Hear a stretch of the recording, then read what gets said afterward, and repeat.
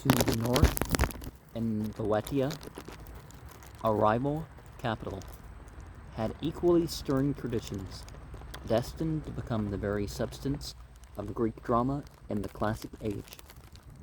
Late in the 14th century BCE, the Phoenician, our Cretan, our Egyptian prince, Cadmus, founded the city of Thebes at the meeting of the roads that crossed Greece from east to west and from north to south, taught its people letters, and slew the dragon, perhaps an ancient phrase for an infecting or infesting organism, that hindered the settlers from using the waters of the Araan spring. From the dragon's teeth, which Cadmus sowed in the earth, sprang armed men who, like the Greeks of history, attacked one another until only 5 survived. These 5, said Thebes, were the founders of her royal families. The government established itself on a hill citadel called Cadmea, where in our own time a palace of Cadmus has been unearthed, assigned to 1400 to 1200 BCE. It contained fragments of writing in undeciphered characters, probably of Cretan lineage. There, after Cadmus, reigned his son Polydorus, his grandson Labdacus, and his great-grandson Laius, whose son Oedipus, as all the world knows, slew his father and married his mother. When Oedipus died, his sons quarreled over the scepter, and as a habit of princes, Eteocles drove out Polynices, who persuaded Adrastus, king of Argos, to attempt his restoration. Adrastus tried. Around 1213 BC, in the famous war of the 7 allies against Thebes, and again 16 years later in the war of Epigoni, are sons of the 7. This time both Eteocles and Polynices were killed. Thebes was burned to the ground. Among the Theban aristocrats was one Amphitryon, who had a charming wife, Alcmene. Her Zeus visited while Amphitryon was gone to the wars, and Hercules was their son. Zeus, says Diodorus, made that night 3 times its normal length, and by the magnitude of the time expanded on the procreation, he presaged the exceptional might of the child.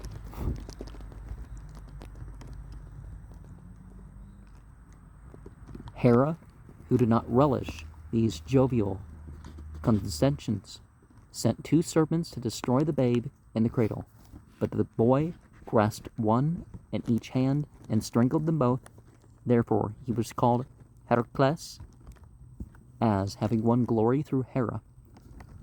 And kind of reminds you of the so-called 13th constellation, which is not accurate. It was always one of the decans, so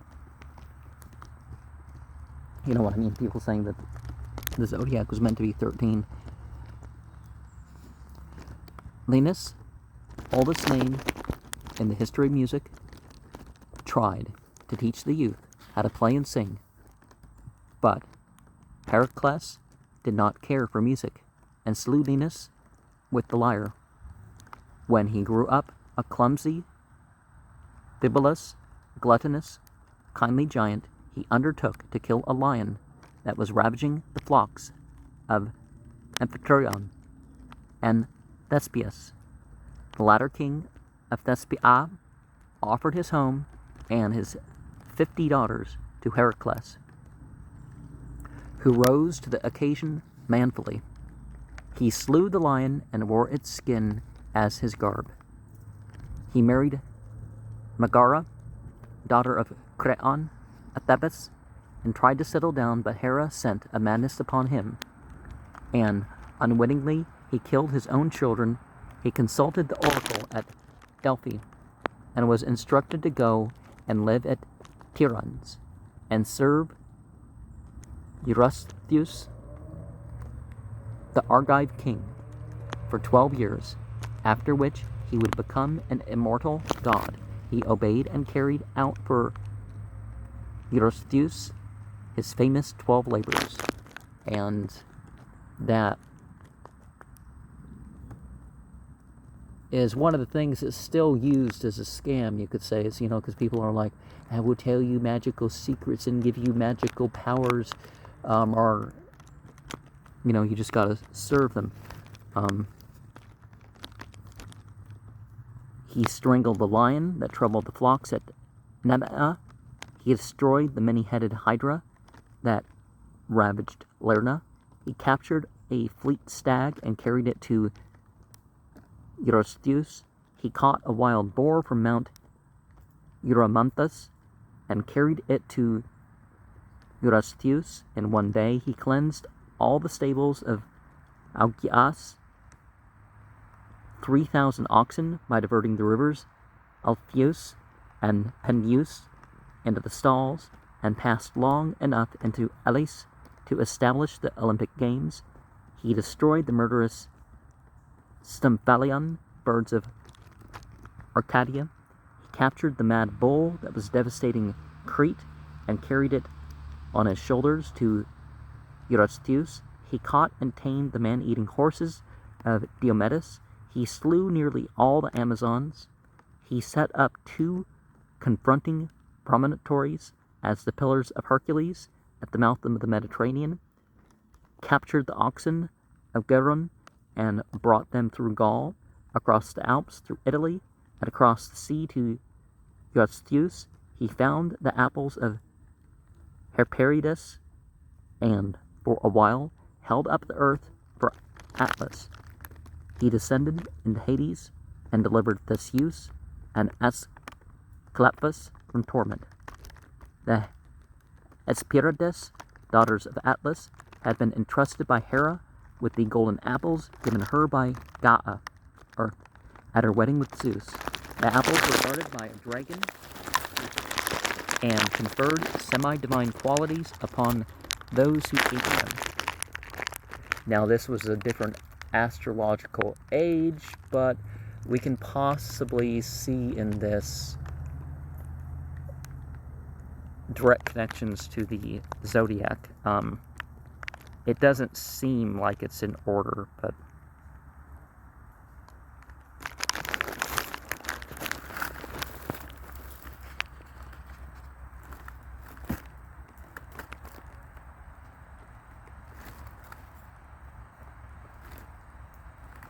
released by the king, Heracles returned to Thebes. He performed many other exploits. He joined the Argonauts, sacked Troy, helped the gods to win their battle against the giants, freed Prometheus, brought Alcestis back to life, and now and then killed his own friends by an accident. After his death, he was worshipped as a hero and god, and since he had countless loves, many tribes claimed him as their progenitor. This amazing cultural hero, Diodorus thought, was a primitive engineer, a prehistoric Empedocles. The legends told about him meant that he had cleansed the springs, cleaved mountains, changed the courses of rivers, reclaimed waste areas, rid the woods of dangerous beasts, and made Greece a habitable land. In another aspect, Heracles is the beloved son of God who suffers for mankind, raises the dead to life, descends into Hades, and then ascends into heaven. So obviously, the elements of the Christian myth existed long before Christianity. His sons made their home at Trachis in Thessaly, but Eurystheus fearing lest they depose him in revenge for the unnecessary labors that he had laid upon their father, ordered the Trachinian king to exile them from Greece. The Heraclida, the children of Heracles, found refuge in Athens. Eurystheus sent an army to attack them, but they defeated and killed him. When Atreus came against them with another force, Hyllus, one of the sons, offered to fight any of Atreus' men in single combat on condition that if he won, the Heraclida should receive the kingdom of Mecana. If he lost, the Heraclida would depart and not return for 50 years, after which time their children were to receive Mecana. He lost and led his partisans into exile. 50 years later, a new generation of Heraclida returned. It was they, not the Dorians, said the Greek tradition, who, being resisted in their claims, conquered the Peloponnesus and put an end to the heroic age. If the tale of Pelops and his descendants suggests that the Asia Minor origin of the Achaeans, the theme of their destiny is struck in the story of the Argonauts. Like so many of the legends that served as both the historical tradition and the popular fiction of the Greeks, it is an excellent narrative with all the elements of adventure, exploration, war, love, mystery, and death, woven into a fabric so rich that after the dramatists of Athens had almost worn it bare, it was rewoven into a very passable epic. In the Hellenistic days by Apollonius of Rhodes, it begins in Boeotian Orchomenus, on the harsh note of human sacrifice. Like Agamemnon's tragedy. Finding his land stricken with famine, King Athamas proposed to offer his son Phrixus to the gods. Phrixus learned of the plan and escaped from Orchomenus with his sister Helle, riding with her through the air on a ram with a golden fleece. Oh, that has elements of the biblical Abraham story, doesn't it? But the ram was unsteady, and Helle fell off and was drowned in the strait, which after her was called the Hellespont. Phrixus reached land and found his way to Colchis, at the further end of the Black Sea. There he sacrificed the ram and hung up its fleece as an offering to Ares, god of war. Aeetes, king of Colchis, set a sleepless dragon to watch the fleece, for an oracle had said that he should die if a stranger carried it off, and to better assure himself, he decreed that all strangers coming to Colchis should be put to death. His daughter, Medea, who loved strange men and ways, pitied the wayfarers who entered Colchis and helped them to escape. Her father ordered her to be confined, but she fled to a sacred precinct near the sea and lived there in bitter brooding till Jason found her wandering on the shore. And it could have just been a way of panning for gold. That was the secret, as some say.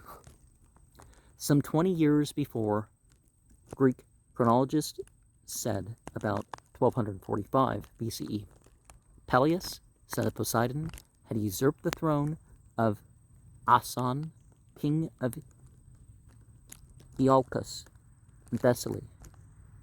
Ason's infant son, Jason, had been hidden by friends and had grown up in the woods to great strength and courage. One day he appeared in the marketplace, dressed in a leopard skin and armed with 2 spears, and demanded his kingdom. But he was simple as well as strong, and Peleus persuaded him to undertake a heavy task as the price of the throne to recover the Golden Fleece. So Jason built the great ship, Argo, the Swift. I think nowadays they break the constellation into two different bits, and called to the adventure the bravest spirits in Greece. Heracles came with his beloved companion, Hellas and Peleus, father of Achilles, Theseus, Meleager, Orpheus, and the fleet-footed maiden Atalanta.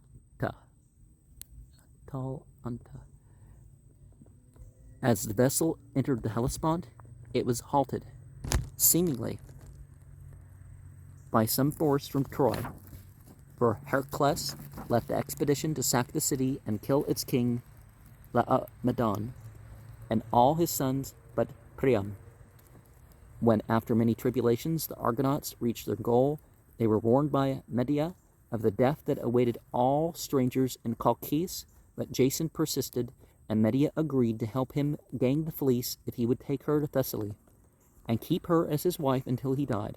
He pledged himself to her, captured the fleece with her aid, and fled back to his ship with her and his men.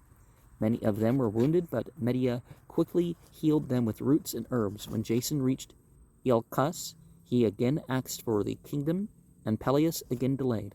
Then Medea, by the arts of a sorceress, deceived the daughters of Peleus into boiling him to death.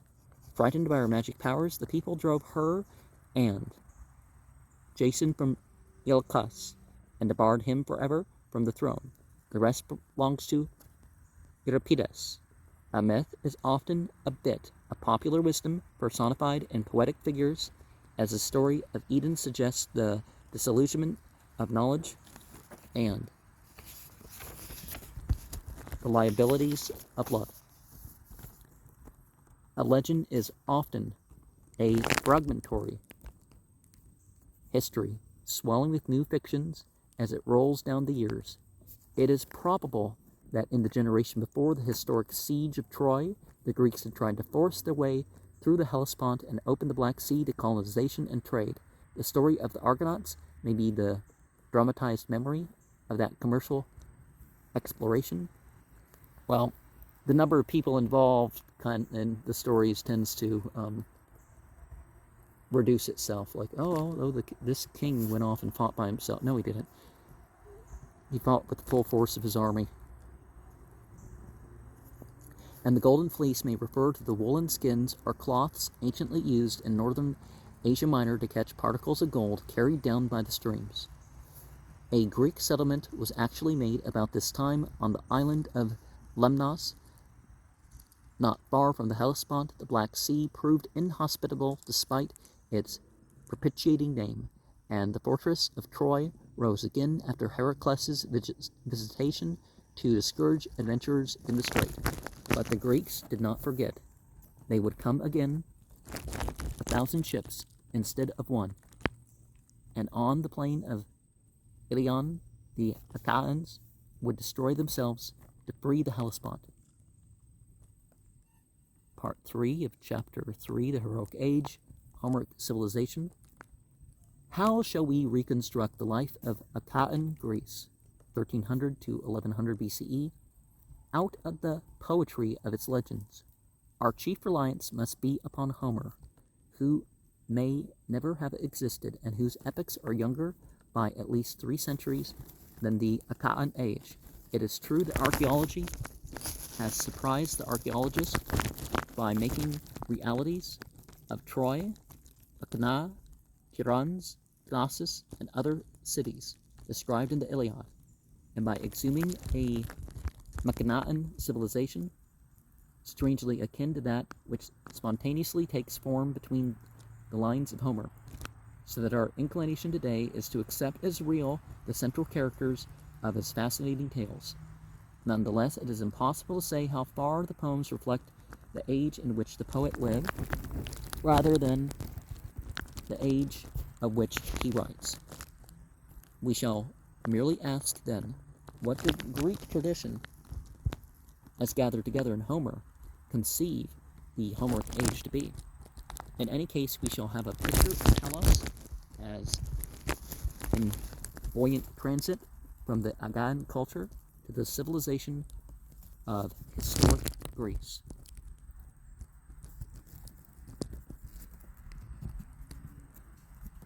Part 1 of Section 3, Labor. The Achaeans, i.e. the Greeks of the heroic age, impress us as less civilized than the Macedoниans who preceded them, and more civilized than the Dorians who followed them. They are above all physical, the men tall and powerful, the women ravishingly lovely in an unusually literal sense.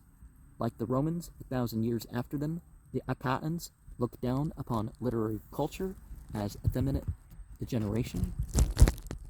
Well, it's better to have it in your hearts, in your minds, in your speech than, on the paper.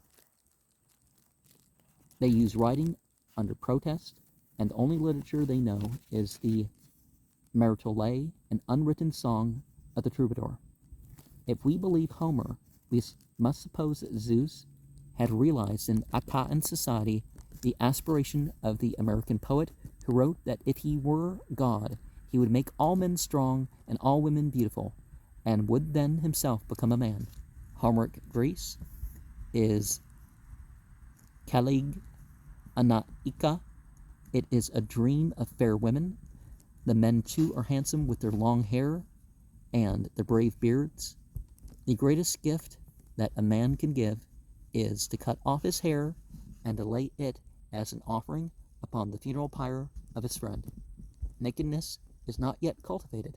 Both sexes cover the body with a quadrangular garment folded over the shoulders, tied with a clasp pin, and reaching nearly to the knees. The women may add a veil or girdle, and the men a loincloth, which as dignity increases will evolve into drawers and trousers. The well-to-do go in for costly robes, such as that which Priam brings humbly to Achilles and ransom for his son. The men are bare-legged, the women bare-armed.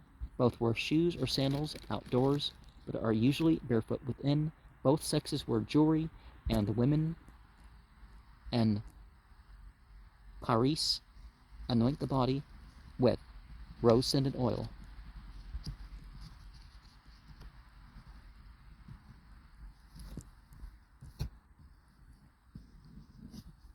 How do these men and women live?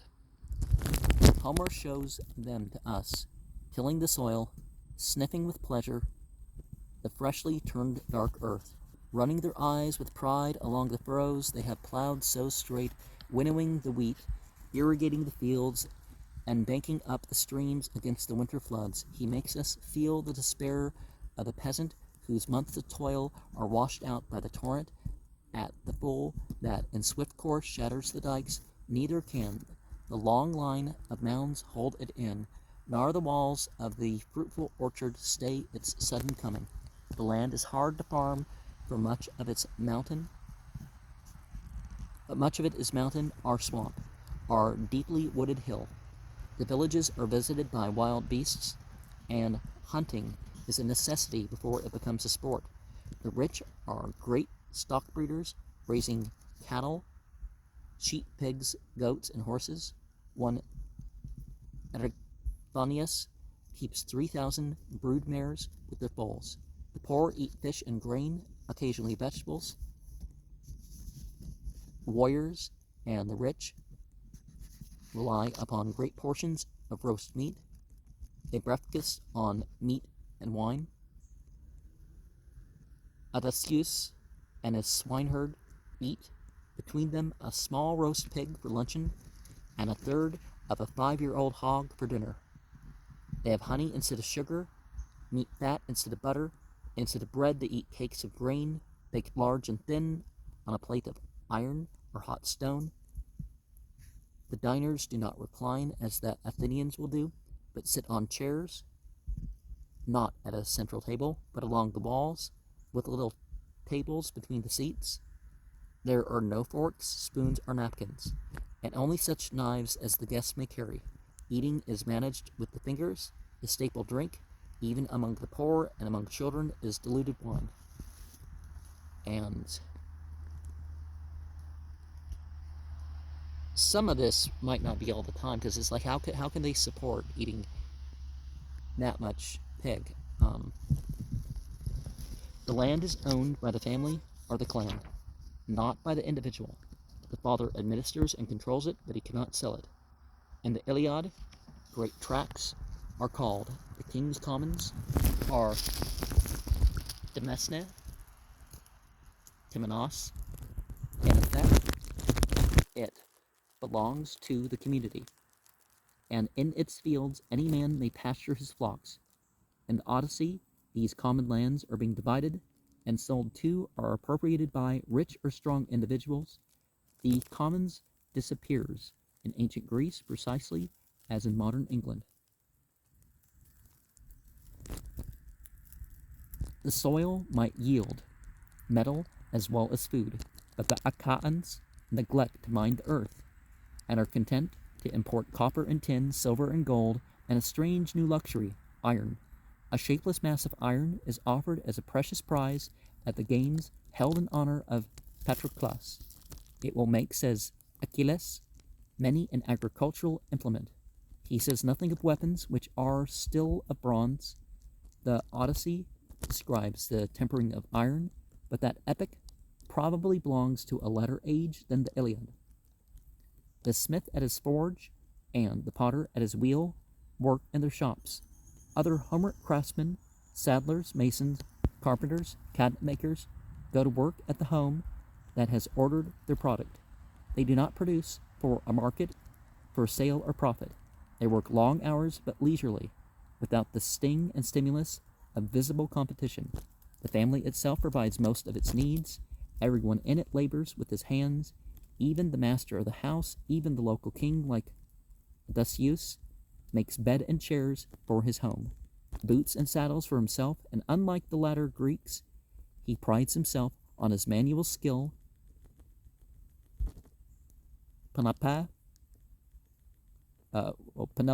as we usually say, Helen, and Andromache, as well as their servant women, are busy with spinning, weaving, embroidery, and household cares. Helen seems lovelier when she displays her needlework to Telemachus than when she walks in beauty on the battlements of Troy. I can read Greek, so I don't know exactly how some of this is supposed to be pronounced, because I don't have Greek letters for along with this. The craftsmen are freed. The craftsmen are freemen, never slaves as in classic Greece. Peasants may, in emergency, be conscripted to labor for the king, but we do not hear of serfs bound to the soil. Slaves are not numerous, nor is their position degraded. They are mostly female domestics, and occupy a position in effect as high as that of household servants today, except that they are bought and sold for long terms instead of for precariously brief engagements. On occasion, they are brutally treated. Normally, they are accepted as members of the family, are cared for in illness or depression or old age, and may develop a humane relation of affection with master or mistress. Sika helps her bondswoman to wash family linen in the stream, plays ball with them, and altogether treats them as companions. If a slave woman bears a son to her master, the child is usually free. Any man, however, may become a slave through capture and battle or in piratical raids. This is the bitterest aspect of Achaean life. Iron, when a smith tempers in cold water a great axe or an adze, it gives off a hissing. This is what gives iron its strength. Okay. Homeric society is rural and local. Even the cities are mere villages nestling against hilltop citadels. Communication is by messenger or herald, or over long distances by signal fires flashing from peak to peak. Overland traffic is made difficult and dangerous by roadless mountains and swamps and bridgeless streams. The carpenter makes carts with 4 wheels, boasting of spokes and wooden tires, Even so, most goods are carried by mules or men. Trade by sea is easier despite pirates and storms. Natural harbors are numerous, and only on the perilous 4-day trip from Crete to Egypt does the ship lose sight of land. Usually the boat is beached at night, and crew and passengers sleep on trusty land. In this age, the Phoenicians are still better merchants and mariners than the Greeks. The Greeks revenge themselves by despising trade and preferring piracy. Yeah, it's better to work than to take from others, but or perhaps that's just what stands out, because like the Vikings, the Norse generally just worked and traded. They didn't robbing wasn't the main thing, but it was done to the extent that that's what people think of. The Homeric Greeks have no money, but use as media for exchange ingots of iron, bronze, or gold. The ox or cow is taken as a standard of value. A gold ingot of 57 pounds is called a talent, talenton weight. Much barter remains. Wealth is computed realistically in goods, especially cattle, rather than in pieces of metal or paper that may lose or alter their value at any moment through a change in the economic theology of men. There are rich and poor in Homer as in life. Society is a rumbling cart that travels an uneven road, and no matter how carefully the cart is constituted, some of the varied objects in it will sink to the bottom, and others will rise to the top. The potter has not made all the vessels of the same earth, our strength, our fragility. Already in the second book of the Iliad, we hear the sound of the class war, and as their seats flies rhetorically at Agamemnon, we recognize at early variation on a persistent theme. Well, one of the things back then and now, it's not about the classes. It's about everybody doing, the best with what they have, and living principles, whether they're rich or poor. Part 2 of this third section. As we read Homer, the impression forms that we are in the presence of a society more lawless and primitive than that of Knossos or Mackinac. That Achaean culture is a step backward, a transition between the brilliant Achaean civilization and the dark age that will follow the Dorian conquest. Homeric life is poor in art, rich in action. It is unmeditative, buoyant, swift. It is too young and strong to bother much about manners or philosophy. Probably we misjudge it by seeing it in the violent crisis or disorderly aftermath of a war. There are, it is true, many tender qualities in scenes. Even the warriors are generous and affectionate. Between parent and child, there is a love as profound as it is silent. Odysseus kisses the heads and shoulders of the members of his family when, after their long separation, they recognize him, and in like manner they kiss him. Helen and Menelaus weep when they learn that this noble lad, Telemachus, is the son of the lost Odysseus, who fought so valiantly for them. Agamemnon himself is capable of tears so abundantly that they remind Homer of a stream pouring over rocks. Friendships are firm among the heroes, though possibly a degree of sexual inversion enters into the almost neurotic attachment of Achilles to Patroclus, especially to Patroclus dead. Hospitality is lavish, for from Zeus are all strangers and beggars. Maids bathe the foot or the body of the guest, anoint him with unguents, and may give him fresh garments. He receives food and lodging if he needs them, and perhaps a gift. Lo, says fair-cheeked Helen, as she places a costly robe in Telemachus's hands, I too give thee this gift, dear child, a remembrance of the hands of Helen, against the day of thy longed-for marriage, for thy bride to wear. It is a picture that reveals to us the human tenderness and fine feeling that in the Iliad must hide themselves under the panoply of war. Even war does not thwart the Greek passion for games. Children and adults engage in skillful and difficult contests, apparently with fairness and good humor.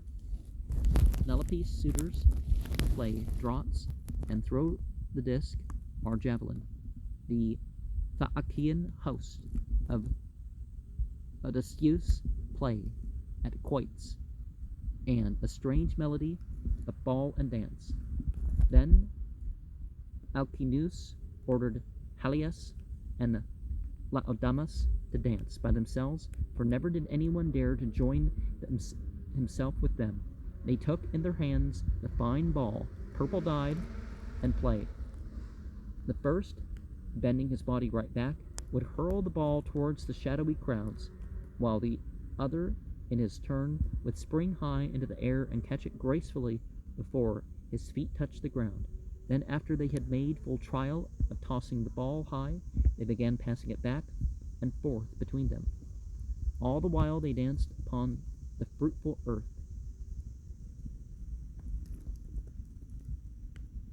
When the dead Patroclus has been cremated according to Achaean custom, games are played that set a precedent for Olympia foot races, disc throwing, javelin throwing, archery, wrestling, chariot races, and single combat, fully armed, in all excellent spirit, except that only the ruling class may enter, and only the gods may cheat. The other side, well, I don't think God could do stuff without cheating, but the other side of the picture is less pleasing. As a prize for the chariot race, Achilles offers a woman skilled in fair handiwork, and on the funeral pyre, horses, dogs, oxen, sheep, and human beings are sacrificed to keep the dead Patroclus well tended and fed. Achilles treats Priam with fine courtesy, but only after dragging Hector's body in mangled ignominy around the pyre. To the Achaean male, human life is cheap. To take it is no serious matter. A moment's pleasure can replace it. When a town is captured, the men are killed or sold into slavery. The women are taken as concubines if they are attractive, as slaves if they are not. Piracy is still a respected occupation. Even kings organize marauding expeditions, plunder towns and villages, and enslave their population. Indeed, says Thucydides, this came to be the main source of livelihood among the early Hellenes. No disgrace being yet attached to such occupation, but some glory very much as in our times.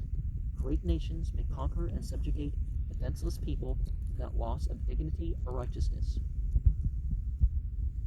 Odysseus is insulted when he is asked, is he a merchant? Mindful of the gangs of his breed, but he tells with pride how, on his return from Troy, his provisions having run low, he sacked the city of Ismarus and stored his ships with food, or how he ascended the river Aegyptus to pillage the splendid fields, to carry off the women and little children, and to kill the men. No city is safe from sudden and unprovoked attack. To this light-hearted relish for robbery and slaughter, the Achaeans add an unabashed mendacity. Odysseus can hardly speak, without lying or act without treachery. Having captured the Trojan scout, Dolon, he and Diomed promised him life if he will give them the information they require. He does, and they kill him. It is true that the other Achaeans do not quite equal Odysseus in dishonesty, but not because they would not. They envy and admire him, and look up to him as a model character. The poet who pictures him considers him a hero in every respect. Even the goddess Athena praises him for his lying, and counts this among the special charms for which she loves him. Cunning must he be, and knavish, she tells him, smiling and stroking him with her hand. Who would go beyond thee in all manner of guile? Though it were a god that met thee, bold man, crafty in counsel, and insatiate in deceit. Not even in thine own land, it seems, wast thou to cease from guile and deceitful tales, which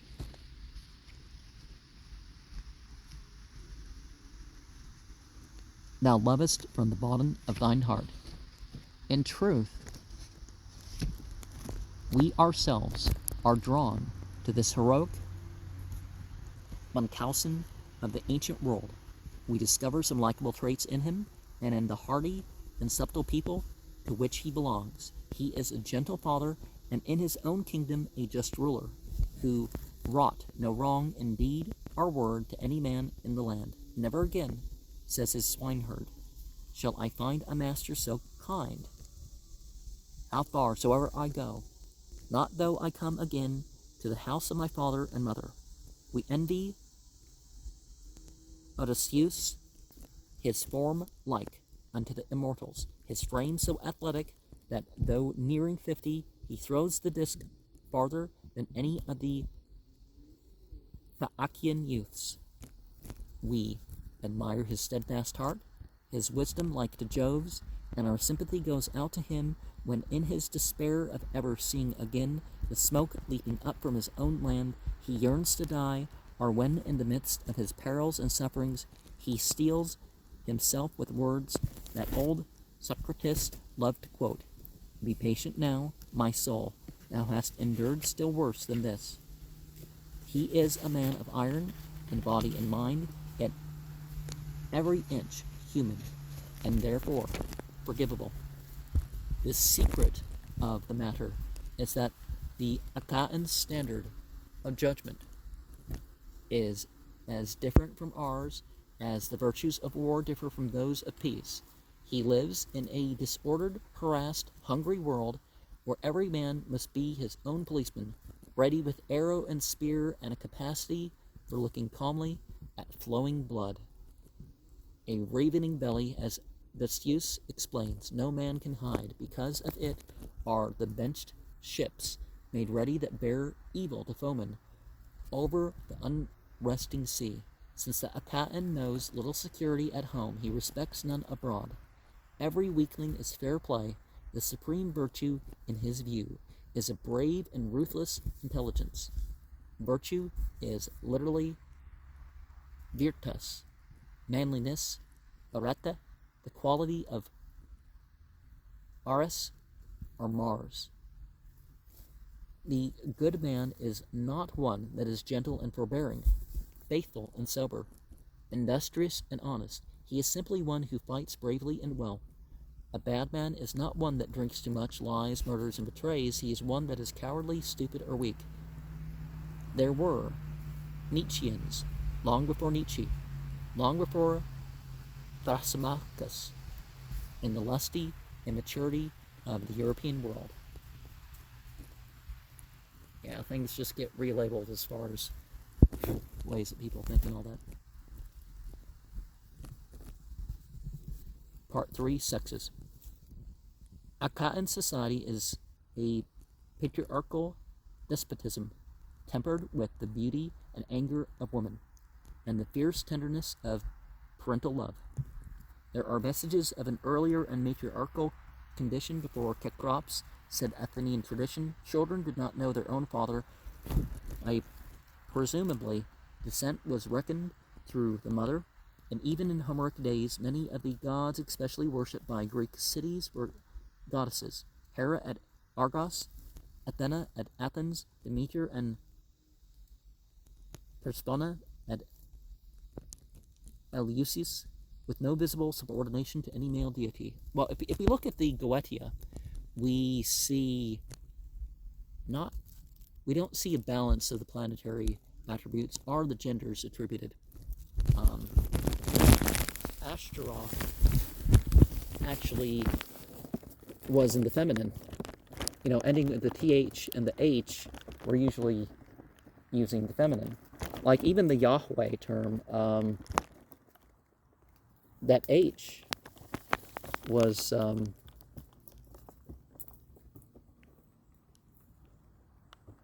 Wah was Eve. So something more than Eve, something more than woman, something that increases woman or brings in, to give it a different way of thinking about it. Theoretically, the father is supreme. He may take as many concubines as he likes. Thesseus had so many wives that an historian drew up a learned catalog of them. He may offer them to his guests. He may expose his children on the mountaintops to die, or slaughter them on the altars of the thirsty gods. What he treated as such, anyways. Such paternal omnipotence does not necessarily imply a brutal society, but only one in which the organization of the state has not yet gone far enough to preserve social order, and in which the family, to create such order, needs the powers that will later be appropriated by the state in a nationalization of the right to kill. As social organization advances, paternal authority and family unity decrease, freedom and individualism grow. In practice, the Achaean male is usually reasonable, listens patiently to domestic eloquence, and is devoted to his children. Within the patriarchal framework, the position of women is far higher in Homeric than it will be in Periclean Greece. In the legends and epics, she plays a leading role from Pelops' courtship of Hippodamia to Iphigenia's gentleness and Electra's hate. The Gunnacium does not conflict her, nor does the home. She moves freely among men and women alike, and occasionally shares the serious discourse of the men, as Helen does with Menelaus and Telemachus. Now, if you go to a masjid, women can speak up to correct prayer or the sermon, or ask a question in the middle of the sermon.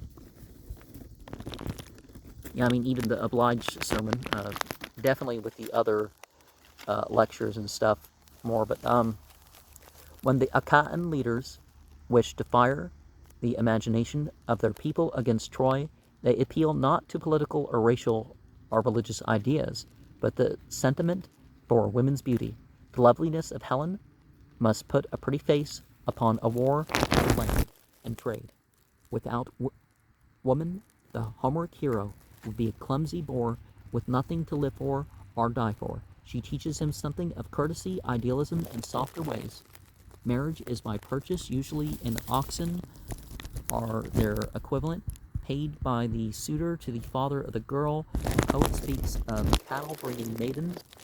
The purchase is reciprocal, for the father usually gives the bride a substantial dowry. The ceremony is familial and religious, with much eating, dancing, and loose-tongued merriment. Beneath a blaze of torches, they led the brides from their chambers through the city, and loud rose the bridal song. The young men whirled in the dance, and high among them did the sound of the flute and the lyre. So changeless are the essentials of our life. Once married, the woman becomes mistress in her home, and is honored in proportion to her children. Love, in the truest sense, as a profound mutual tenderness and solicitude, comes to the Greeks as to the French after marriage rather than before. It is not the spark thrown off by the contact or nearness of two bodies, but the fruit of long association in the cares and industry of the home. The Homeric wife is as faithful as her husband is not. There are 3 adulteresses in Homer: Clytemnestra, Helen, and Aphrodite. But they do injustice to the mortal average, if not to the divine. Formed out of this background, the Homeric family, barring the enormities of legend that play no part in Homer, is a wholesome and pleasing institution. Rich and fine women and loyal children, The women function not only as mothers but as workers. They grind the grain, card the wool, spin, weave, embroider. They do little sewing, since garments are mostly without seams, and cooking is normally left to men. Amid these labors, they bear and rear children, heal their hurts, pacify their quarrels, and teach them the manners, morals, and traditions of the tribe. There is no formal education, apparently no teaching of letters, no spelling, no grammar, no books. It is a boy's utopia. The girl is taught the arts of the home, the boy those of the chase and war. He learns to fish and swim, to till the fields, set snares, handle animals, aim the arrow and the lance, and take care of himself in all the emergencies of a half-lawless life. When the oldest boy grows up to manhood, he becomes, in the absence of his father, the responsible head of the family. When he marries, he brings his bride to his father's home, and the rhythm of the generations is renewed. The individual members of the family change with time,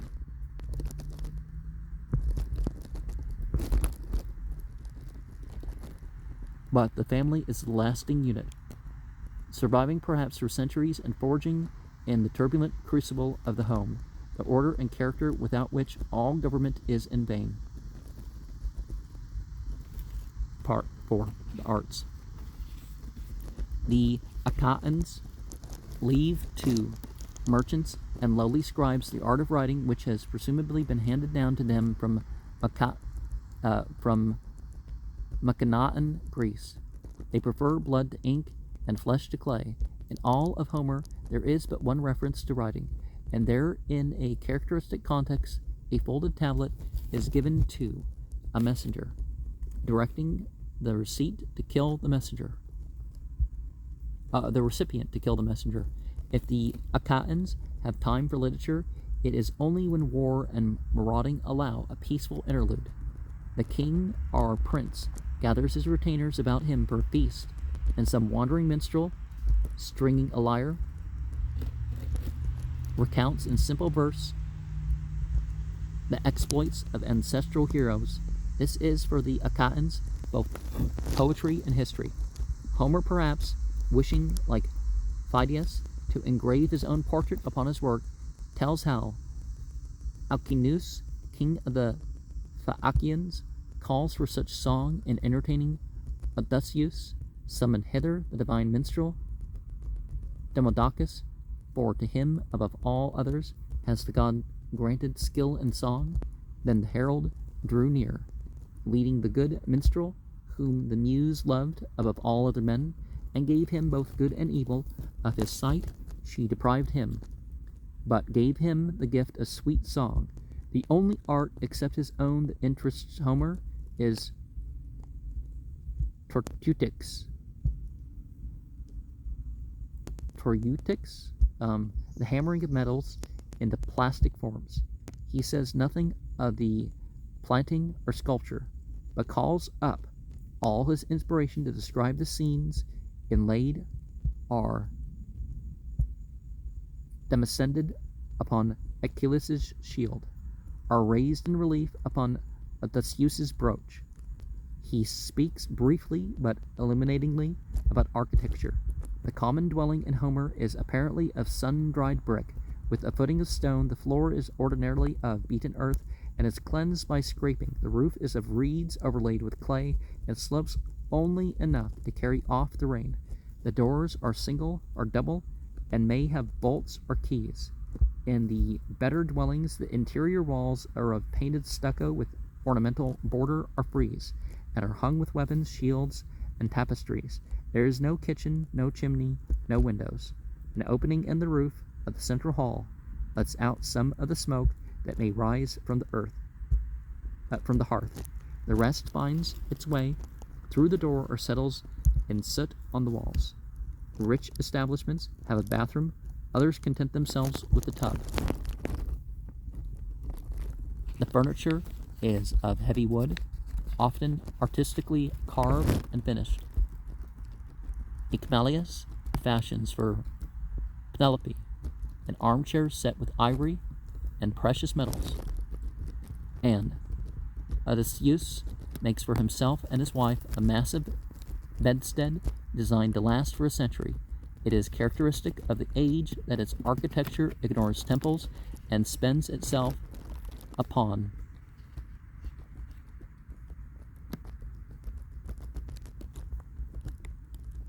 palaces, just as Heraclean architecture will neglect palaces and lavish itself upon temples. We hear of the sumptuous home of Paris, which that prince had built with the aid of the most cunning architects in Troy, of King Alcinous's great mansion, with walls of bronze, frieze of blue glass paste, doors of silver and gold, and other features that may belong rather to pottery than to architecture. We hear of something of Agamemnon's royal residence at Mycena, and a great deal about Odysseus's palace at Ithaca. This has a front court, paved in part with stone, surrounded by a palisade or plastered wall, and adorned with trees, stalls for horses, and a heap of steaming dung on which Odysseus's dog, Argos, makes his bed in the sun. Argos dies of joy on recognizing his master after 20 years' separation. A large pillared porch leads to the house here. The slaves sleep, and often the visitors. Within, an anteroom opens upon a central hall supported by pillars, and sometimes lighted not only by the opening in the roof, but by a narrow clerestory or open space between the architrave and the eaves. At night, braziers burning on tall stands give an unsteady illumination. In the center of the hall is the hearth, around whose sacred fire the family gathers in the evening for warmth and good cheer, and debates the ways of neighbors, the willfulness of children, and the vicissitude of states. Part 5. The state. Well, just like the other, do we have to, you don't have to neglect either the temples or the palaces, but how are these passionate and vigorous Apatans ruled? In peace by the family, in crisis by the clan. The clan is a group, gnos, literally a genius, of persons acknowledging a common ancestor and a common chieftain. The citadel of the chieftain is the origin and center of the city. There, as his force subsides into usage and law, clan after clan gathers and makes a political as well as a kinship community. When the chieftain desires some united action from his clan or city, he summons its free males to a public assembly and submits to them a proposal which they may accept or reject, but which only the most important members of the group may propose to change. In this village assembly, the one democratic element in an essentially feudal and aristocratic society, skilled speakers who can sway the people are valuable to the state.